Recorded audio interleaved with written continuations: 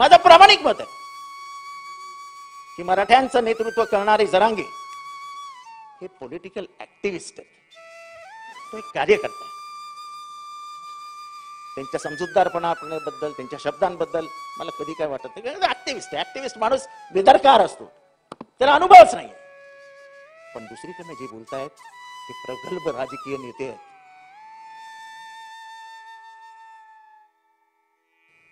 हे जे राजकारण सुरू झालंय, हे राजकारण नेमकं इलेक्शनच्या वेळेस काय येतो?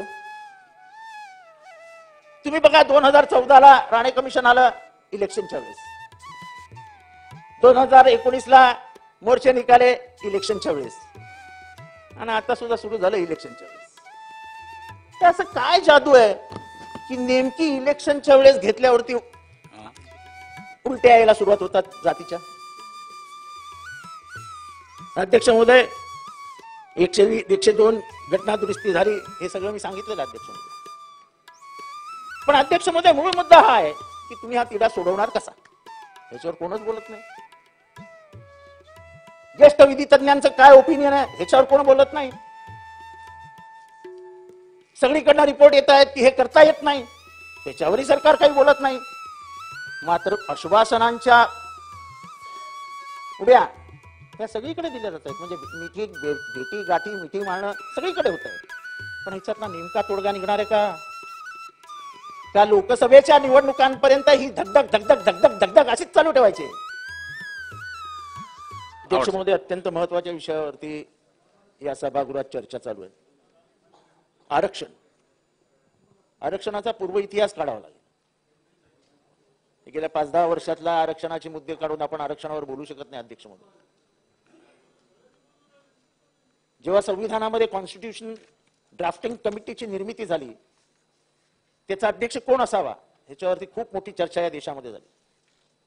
या देशातल्या सर्व राजकीय नेत्यांनी वेगवेगळी नावं सुचवली, पण महात्मा गांधींनी नेहरूंना एकच नाव सुचवलं की ज्याला शोषण माहिती आहे, जो स्वतः शोषित आहे, असा एकच माणूस भारतात आहे, त्याचं नाव डॉक्टर बाबासाहेब आंबेडकर, आणि त्यांना तुम्ही ड्राफ्टिंग कमिटीचे अध्यक्ष बनवा.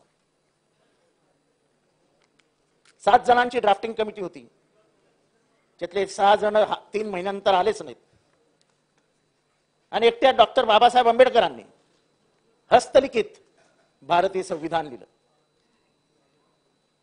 भारतीय संविधान लिहित असताना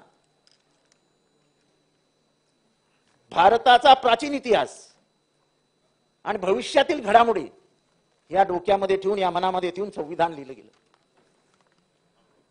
अध्यक्ष महोदय, त्यांनी पहिल्यांदा 340वे कलम आणलं. 340वे कलम हे या देशातल्या इतर मागासवर्गीयांसाठी होतं. नंतर मग 341, 42 ठीक आहे.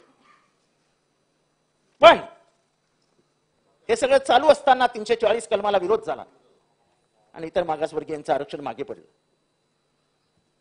त्या विषयावर शांत न बसता उद्या समाज मला दोष देईल की ज्या समाजाला खरोखरच आरक्षणाची गरज होती त्यांना मी आरक्षण देऊ शकलेलो नाही, आणि त्यामुळे मी या मंत्रिमंडळातनं राजीनामा देतो. तेव्हा त्यांचं ओबीसी म्हणजे कोण? शेड्यूल कास्ट म्हणजे गाव कसा बाहेर पाठवलेले, त्यांच्या जाती पोटजाती मुटण्याच्या गरज नाही. पण इतर मागासवर्गीय अशी माणसं होती की ते समाजापर्यंत पोहोचूच शकत नव्हते. दराखोऱ्यात राहणारे, शेतीबाडीमध्ये जाऊन बैल विकणारे, बकऱ्या विकणारे, बोकड विकणारे, अशा वेगवेगळ्या 347 जातींना एकत्र घेऊन महाराष्ट्रात ओबीसी वर्ग तयार झाला, जे सगळ्यापासून वंचित होते. शिक्षणापासून वंचित होते. इथे चातुर्वर्ण्याप्रमाणे ते शूद्रांमध्ये गेलेले होते, आणि शूद्रांना समाजात स्थान नाही आपण इतिहासापासून बघत आलेलो आहे. त्या शूद्रांना स्थान मिळालं पाहिजे, समाजामध्ये समता आणि समानता दिसली पाहिजे, या एकाच कारणासाठी 340वे कलम मानलं गेलं. दुर्दैवाने ते कलम नाकारलं. डॉक्टर बाबासाहेब आंबेडकरांनी राजीनामा दिला आणि कालेलकर आयोग आला. मग पुढे अनेक आयोग येत गेले गेले गेले गेले गेले आणि मग बद्री प्रसाद मंडळ कमिशन आलं. मंडळ कमिशन पूर्ण भारतातल्या पूर्ण जातींचा त्यांनी अभ्यास केला आणि जवळजवळ 5,700 जाती अशा सोडून काढल्या, या इतर मागासवर्गीयांमध्ये मोडतात. त्याच्या आधी महाराष्ट्रामध्ये इतर मागासवर्गीयांना थोडंसं आरक्षण सुरू झालं होतं, पण त्याला वैधता नव्हती. वसंतराव नाईकांनी ते केलं होतं. पण अध्यक्ष महोदय, बीपी सिंग आणि बीपी मंडळनी जे केलं ते या समाजाचं स्ट्रक्चर बदलून टाकलं. पहिल्यांदा वंजाराची, माळ्याची, धनगराची पोरं डेप्युटी कलेक्टर, असिस्टंट कलेक्टर, बंजाऱ्यांची पोरं म्हणून दिसू लागली. मला कौतुक या गोष्टीचं आणि तुम्हाला सगळ्यांचं कौतुक करावं असं वाटतं. आरक्षण म्हटलं की तिरक्या डोळ्याने पाहणारी माणसं आज आरक्षणावर बोलतायत. किती म्हणजे बाबासाहेबांचे किती उपकार मानावेत. हे आरक्षण कशासाठी असे प्रश्न विचारणारे लोक सुद्धा आरक्षणाबद्दल बोलतायत. म्हणजे जणू काय आरक्षण हे आपल्या जातीसाठीच आणलं होतं डॉक्टर बाबासाहेब आंबेडकरांनी, असा काही जणांचा सूक्ष्म विचार होता. आणि म्हणून मी नेहमी म्हणतो की युगामध्ये, या युगामध्ये फक्त परत डॉक्टर बाबासाहेब आंबेडकर जन्म घेणे नाही. आणि म्हणून महात्मा गांधींना का महान म्हटलं पाहिजे. त्यांच्यात काही तात्विक मतभेद होते, पण जेव्हा ड्राफ्टिंग कमिटीचा अध्यक्ष नेमायची वेळ आली तेव्हा त्यांनी सांगितलं की ज्यांनी शोषण बघितलंय, जो स्वतः शोषित आहे, असा एकच माणूस आहे भारतात, तो म्हणजे डॉक्टर बाबासाहेब आंबेडकर. संविधान त्यांना लिहायला द्या. अध्यक्ष महोदय, ओबीसीचं आरक्षण हे जवळजवळ स्वातंत्र्यानंतर अनेक वर्षानंतर आलं.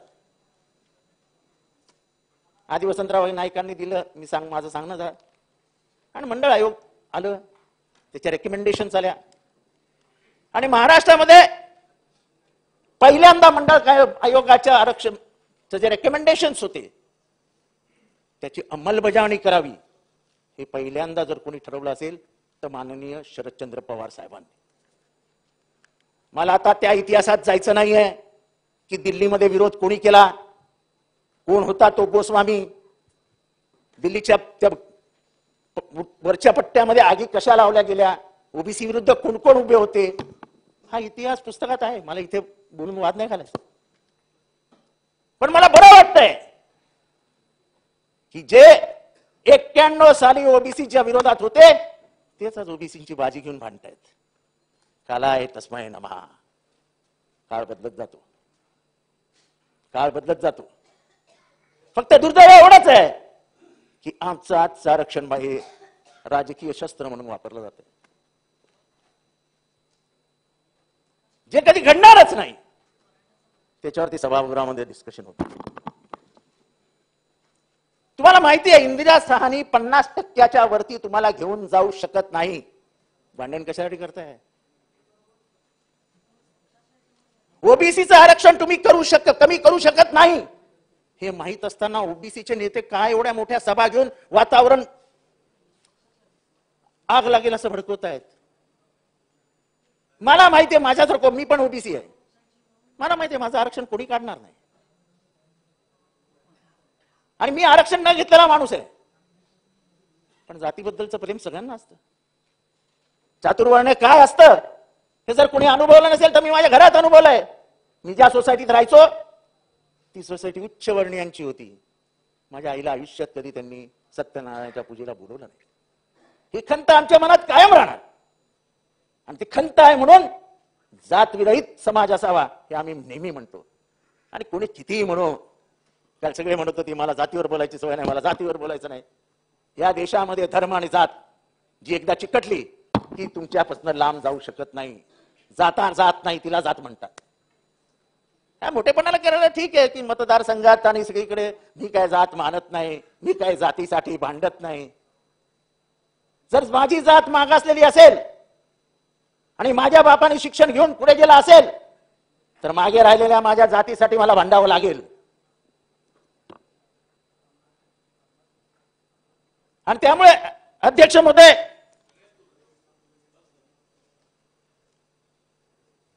हे जे राजकारण सुरू झालंय हे राजकारण नेमकं इलेक्शनच्या वेळेस काय येतो?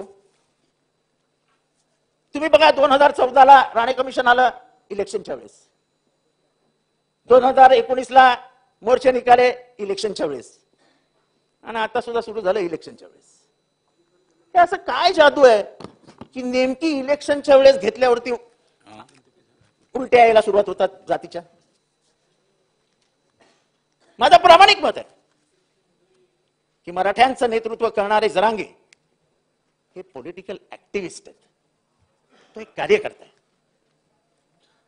त्यांच्या समजूतदारपणाबद्दल, त्यांच्या शब्दांबद्दल मला कधी काय वाटत नाही. ऍक्टिव्हिस्ट ऍक्टिव्हिस्ट माणूस बेदरकार असतो, त्याला अनुभवच नाहीये.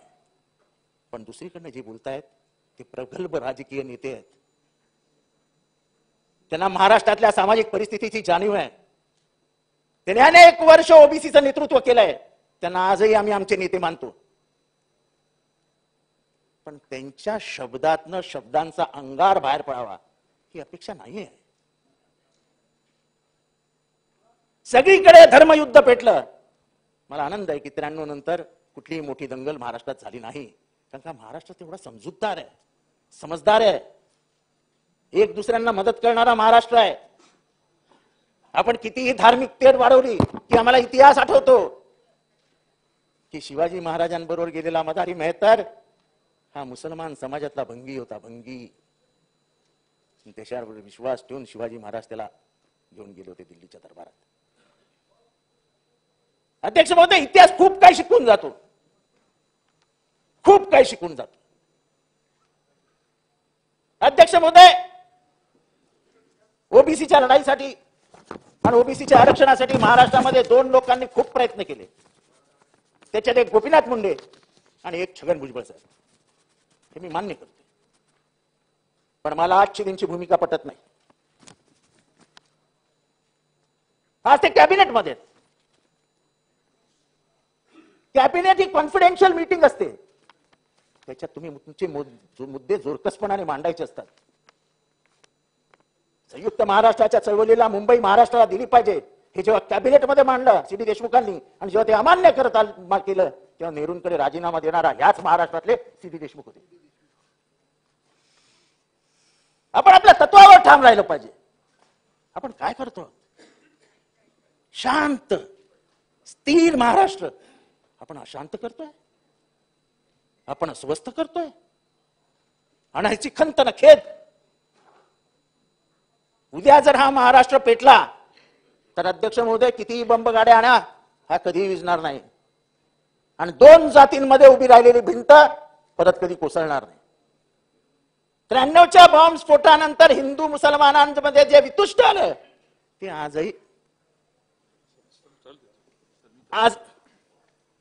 आजही आपण संपवू शकलेलो नाही. गुण्यागुणविंदारे राहणारे हिंदू मुसलमान मुंबईतले, त्याची ईद म्हणजे माझी दिवाळी आणि माझी दिवाळी म्हणजे त्याची ईद अशी मानणारा समाज होता. आज दुर्दैवाने ईदीला कोण जात नाही आणि दिवाळीला कोणी येत नाही. अध्यक्ष महोदय, ही समाज रचना ही वर्षानुवर्षाच्या प्रवासानंतर घडली आहे. त्याच्या गळ्याला नख लावणं त्या शोभतं का, हा माझा प्रश्न. ज्येष्ठ मंत्री आहेत, एका गटाचे ज्येष्ठ नेते आहेत, माझं ऐकत नाहीत. ओबीसीला पैसा कमी मिळतो असं जेव्हा ते बोलतात तेव्हा मंत्रिमंडळावर ते अविश्वास व्यक्त करतात. सरळ आहे.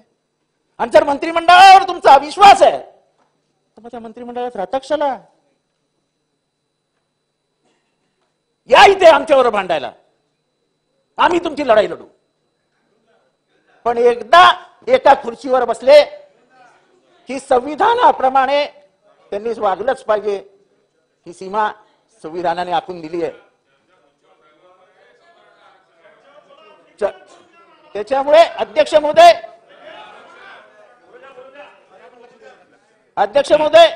मला हे माहिती आरक्षणावर चर्चा आहे. मी उगाच बोलायला उभं राहिलेलं नाही. अध्यक्ष महोदय,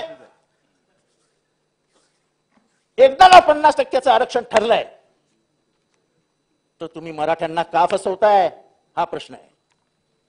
मराठ्यांना आरक्षण पाहिजे हे माझं 2013चं भाषण आहे. तपासून बघा. अध्यक्ष महोदय, शेतीमध्ये झालेली अधोगती, शिक्षणामध्ये झालेली अधोगती, वाढलेलं कुटुंब, न झालेलं आर्थिक उन्नतीकरण ह्याला जर कुठेतरी सावरून घ्यायचं असेल तर या समाजाला आरक्षणाची गरज आहे. हे आम्ही 2013 साली मांडलं होतं. त्याच्यानंतर राणे कमिशन आलं आणि राणे कमिशननी पहिल्यांदा आरक्षण देऊ केलं. मला त्या इतिहासात जायचं नाही की हायकोर्ट सुप्रीम कोर्टमध्ये काय घडत गेलं. 102 घटना दुरुस्ती आली, 104 घटना दुरुस्ती आली, 105 घटना दुरुस्ती आली, त्याच्यातही मला जायचं नाही. प्रश्न हा आहे की ओबीसीचं काढून तुम्ही मराठ्यांना आरक्षण देऊ शकता का? त्याचं स्पष्ट उत्तर राजकीय दृष्ट्या हे त्यांना शक्य नाही. पण मुळात त्यांनी ओबीसीला अस्वस्थ करून ठेवलंय. एकीकडे जाऊन सांगायचं जरांगेंना देऊन टाकलो आणि इकडे ओबीसीना सांगायचं 1% देऊ देणार नाही. काय चालू आहे? सरकारचं काम नाहीये. सगळ्या समाजाला एकत्रित घेऊन आम्ही पुढे जाऊ हे सरकारचं धोरण असलं पाहिजे. अध्यक्ष महोदय, जेव्हा मराठवाडा विद्यापीठाला डॉक्टर बाबासाहेब आंबेडकरांचं नाव देण्याची वेळ आली तेव्हा मराठवाड्यातले सगळे आमदार शरद पवारांना जाऊन भेटले आणि म्हणाले सत्ता जाईल. शरद पवारांनी त्यावेळेस ठोकून सांगितलं शाहू फुले आंबेडकर म्हणायचं आणि त्याच्या विचारांचं नाव देण्याची वेळ आल्यावर सांगायचं सत्ता जाईल. सत्ता गेली तरी बेहतर, मी नाव देणार. कधी कधी कणखर भूमिका घ्यावी लागते राजकारणात. अशी लेची पेची दोन्ही बाजूला सांभाळणारी भूमिका घेतली की असं होतं. आज कोणाचाच कोणावर विश्वास नाही आणि दोन्ही पक्षांशी बोलणारी सत्ताधारी आहेत. विरोधक तर कोण दिसतच नाही. आणि त्यात आपल्याला आरक्षण द्यायचंच आहे तर मग मार्ग काढा ना. संविधानिक पद्धतीने मी आज स्पष्टपणाने सांगू इच्छितो की तुम्ही आज आरक्षण देण्याच्या स्थितीत नाही. मराठ्यांना आरक्षण मिळालं पाहिजे ही आम्हा सगळ्यांची भूमिका आहे. तुमचीही भूमिका आहे. देणार कसं ते सांगा ना. चर्चा कशाला करताय? कुठल्या पद्धतीने देणार, कुठल्या मार्गाने देणार सांगा. आणि ते सांगता येत नसेल तर निष्कारण जाऊन जारंगेंच्या कानात कशाला बोलताय? बसलेल्या मराठा आंदोलकांवर तुम्ही बेछूट लाठीमार का केलात? शांत बसलेल्या आंदोलनाला का पेटवलत? तुमचा त्याच्यात राजकीय डाव होता. कसंही करून हे एवढं मोठं आंदोलन चिघळवलं पाहिजे अशी एक वाईट मानसिकता होती आणि त्या दृष्ट वस्तूंनी तुम्ही त्यांच्यावरती लाठीमार केलात आणि उभा महाराष्ट्र पेटवलात. अध्यक्ष महोदय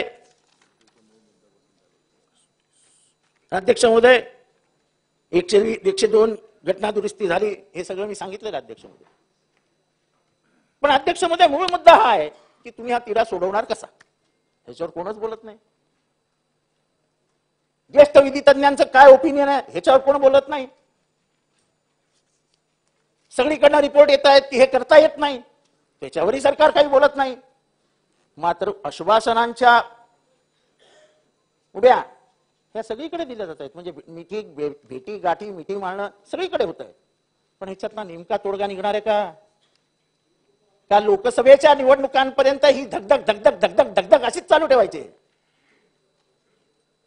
महाराष्ट्र अशांत आहे.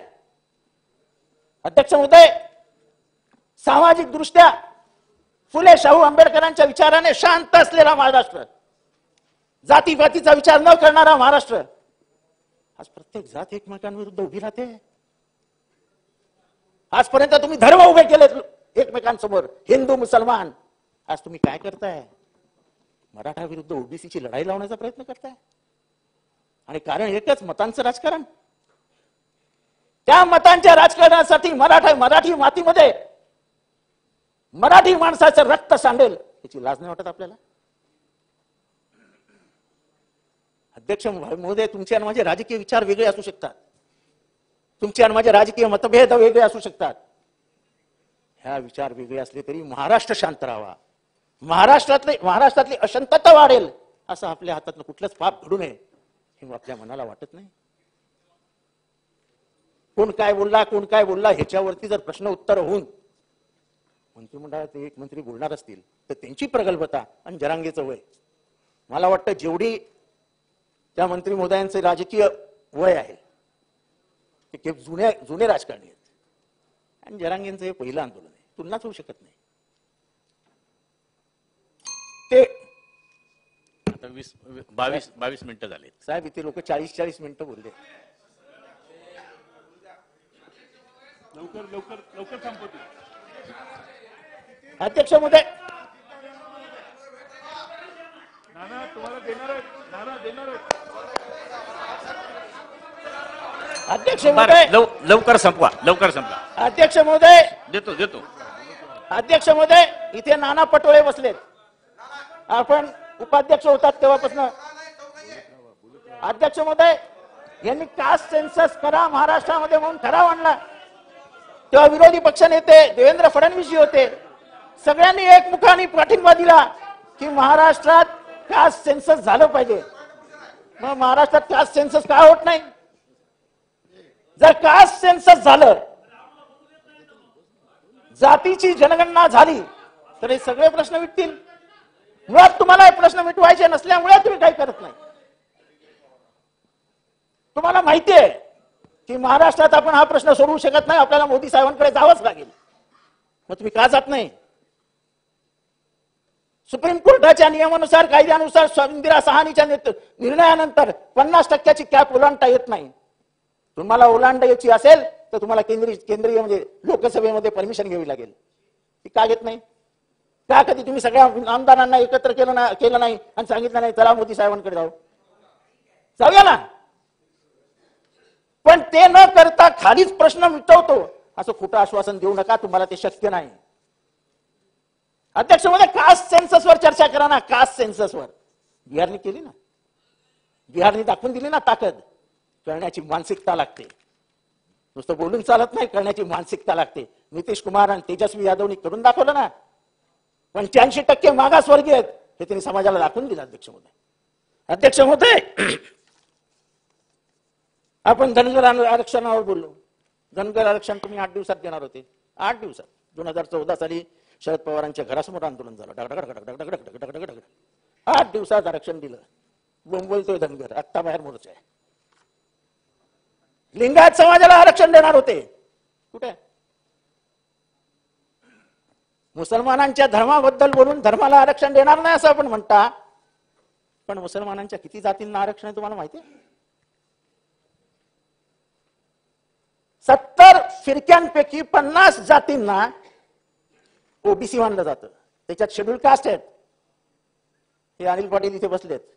तुमच्याकडे तडवी नावाचा समाज आहे, शेड्यूल ट्राईब मध्ये आहे, तो मुसलमान आहे.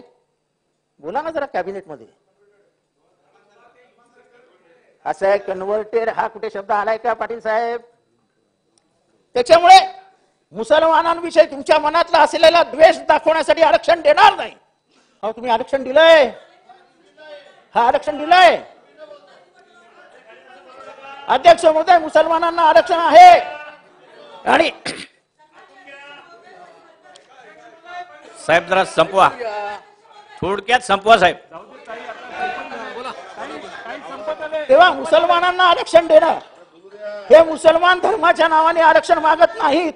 हे मुसलमान हे त्यांच्या जातीच्या नावाने आरक्षण मागतायत. सच्चर कमिटीचा रिपोर्ट. सन्मान्य अध्यक्ष महोदय, माझी हरकत आहे. माझे बंधू जितेंद्र आव्हाड साहेब मुसलमानांना एका बाजूला आरक्षण द्यायचं बोलतात आणि मुसलमानांना किती जातींना आरक्षण आहे बोलतायत. सन्मान्य अध्यक्ष महोदय, चुकीची माहिती पटालावर आता ठेवतायत की मुसलमानांना आरक्षण द्यायला नाही म्हणतायत. हो, मुसलमानांना, मुस्लिम समाजाच्या धर्मीयाच्या लोकांना ऑलरेडी आरक्षण आहे. त्यांच्यामध्ये ओबीसी आहेत, एससी आहे, एसटी आहेत. हे स्वतःच भाषणामध्ये बोलतायत आणि स्वतः परत दुसऱ्या वाक्यामध्ये बोलतात आपण भाषण त्यांचं तपासा की मुसलमानांना आरक्षण नाहीये. सन्माननीय अध्यक्ष महोदय, ही मुस्लिम समाजाची दिशाभूल करण्याचं काम चालू आहे. मुस्लिम समाजाला ऑलरेडी इतर धर्मियांप्रमाणे त्यांना त्यांच्या जातीनिहाय त्यांना आरक्षण आहे. त्यांनी जी चुकीची माहिती आता बोललेली पटलावर तपासून काढावी. अध्यक्ष महोदय, संपवा साहेब. अध्यक्ष महोदय, हा ठराव, या ठरावामध्ये मुस्लिम आरक्षणाबद्दल लिहिलं गेलेलं आहे. माझ्या ठरावात कसं काय आलं? आणि यांनीच लिहिलंय, एक वाक्यता नाही. आणि त्याच्यामुळे अध्यक्ष महोदय, मी या विषयावर बोलत असताना ओबीसीला ओबीसीच्या आरक्षणाला धक्का न लावता मराठा समाजाला आरक्षण द्यावं आणि त्याच्यासाठी जे काही करायचं असेल ते आम्ही करायला तयार आहोत. शासनाची वेळ जर शासनाला आमची साथ हवी असेल तर शासनाला आमची साथ पण आहे. मराठ्यांना ओबीसी आरक्षण मिळालंच पाहिजे. आज त्यांची आर्थिक परिस्थिती खालावली आहे, त्यांचं उत्पन्नाचं स्तोत्र कमी झालेलं आहे, त्यांची राजकीय ताकद वेगळी, पण बाकीच्या सगळ्याच बाजूने खचले आहेत. त्या खचलेल्या मराठ्यांच्या मागे हे पूर्ण सभागृह उभं आहे, त्याचा मला आनंद आहे. पण मला ह्या गोष्टीचा जास्त आनंद आहे की ज्यांनी कायम आरक्षणाकडे तिरक्या डोळ्यांनी बघितलं तेच आज आरक्षणासाठी बोलायला तयार झाले. हे भाग्य केवळ डॉक्टर बाबासाहेब आंबेडकरांमुळे प्राप्त झालं. या महामानवास नमन करतो, रजा घेतो. जय हिंद, जय महाराष्ट्र, जय भीम.